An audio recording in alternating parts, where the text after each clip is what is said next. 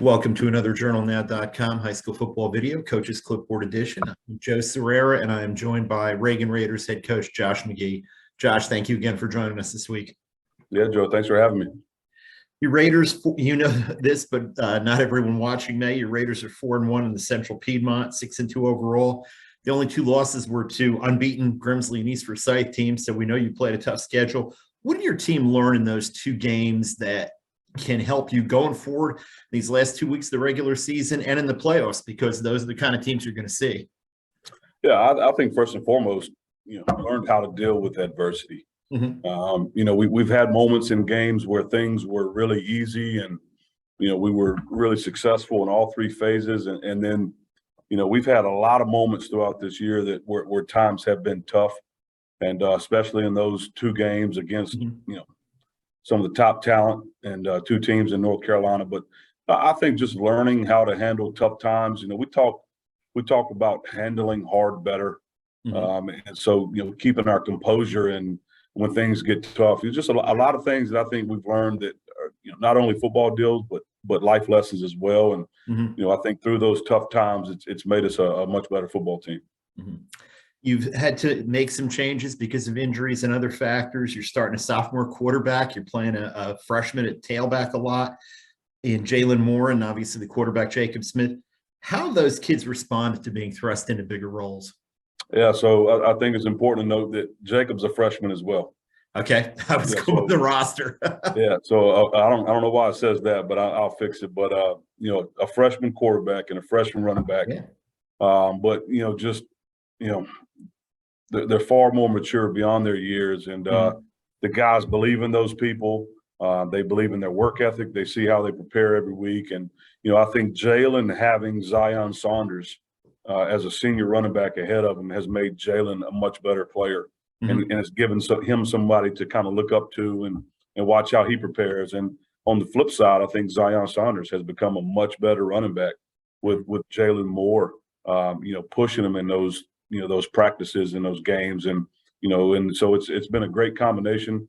Obviously the quarterback is extremely talented. He's a great leader, very smart. So we've been very fortunate to be able to throw two young guys into the mix, and it's worked well for us. It's got to help having that offensive line you have in front of both of those guys. And, in terms of Jalen and Zion, I mean, fresh legs all the time at running back, that's got to be huge too.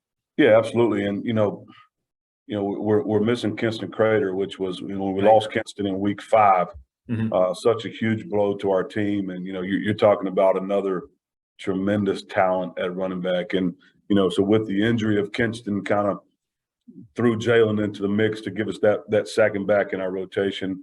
But like you said, you can put anybody back there, and when those 5 guys are blocking, there's some running lanes that I think me and you could probably run through.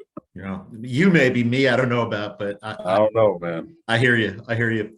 Defense, that's been strong too. You've got a lot of experience and talent on that side of the ball. Who's playing well over there, and what's working over there?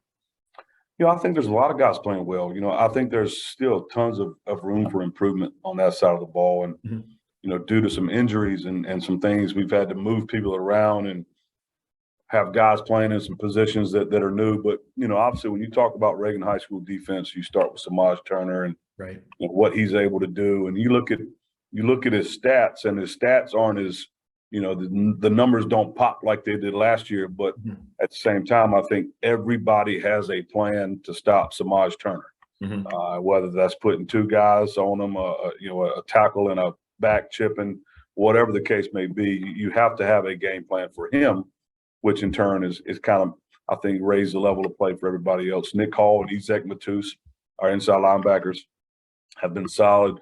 Jeremiah Bailey, we started off playing the field outside backer. Now we've moved him to kind of a reduction D end, has done well. The back half, Landon Callahan, Jaleel Rogers, Zion Fant, Stephon Scales have all been solid this year. So it's just a great group that works really hard, and they enjoy playing with each other. Yeah, that secondary in particular, when I saw them against Grimsley and what they did to basically take away 2 outstanding future Power 5 receivers in Alex Taylor and Terrell Anderson for Grimsley, and took them away one-on-one. that says a lot about the quality of those guys. And it seems like Landon and some of those guys are starting to get the attention of the colleges now too. The offers are starting to come through. And I think that's only further proof of just how good those guys are. Yeah, and they're really good players, but they're even better people, human beings. They go to work every day. They're tremendous leaders. They care about everybody else's success. And, it's really good to see those type of people win. Yeah. This week you go to Mount Tabor for a game that, for all intents and purposes, is for second place in the conference, unless you guys get some help. They have a loss to East Forsyth. You do. No other losses in the conference. What do you see when you look at these Spartans? It's a typical Mount Tabor football team. Mm-hmm. I think Coach Brown has built something that is consistent. Every year you cut on the tape, you're seeing, you see the same philosophies, you see the same foundations, and that's a group of kids who play extremely hard. Mm-hmm. Great team speed. They're physical. They play the game the right way. Coach and his staff do an outstanding job, and just a really, really good football team. And we certainly have our hands full. Mm-hmm. They had to make a change of quarterback last week. You don't have as much film, obviously, of Shamarius Peterkin at quarterback. How difficult does that make it for you guys to prepare when you really only have seen that one game, and they're probably his role may expand. They may throw some different wrinkles this week. Yeah, I think you watch the tape, and obviously those guys are such great coaches that first and foremost, they're going to put him in a position to be successful. Mm-hmm.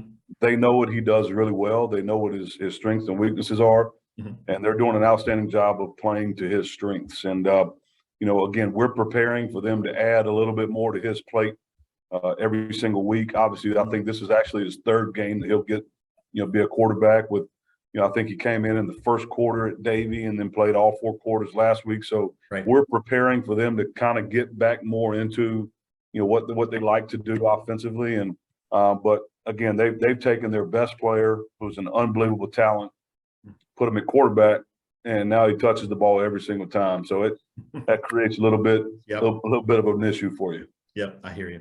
What are some of the things that your team is going to need to do Friday night to come back from Mount Tabor with a win?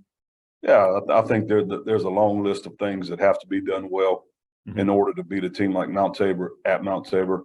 The composure that I talked about earlier, when things don't go our way, how do we handle that? Do we handle hard better? Do we handle the adversity the right way? Do we respond after big plays? They're going to make their fair share of big plays. Again, talent everywhere. When right. Six is great, his brother's great. The running back is great. The offensive line is big. Mm-hmm. They're going to make plays, and so being able to handle our composure offensively, you got to score points. I don't think there's any other way to say it. You're going to have to score with them. Take care of the football. Mm-hmm. I'll say it every week. You got to win third down, and that's both sides of the ball. And I think in a game like this, I think our kicking game is going to be really important, whether it's points or field position, both. You have to play almost a perfect football game to beat a really good team like this. Well, it's great prep for the playoffs. You guys are going to be there. They're going to be there. Should be a great game Friday night. We wish you guys luck in that one, and rest of the regular season and the playoffs. Yep. Thank you, Joe.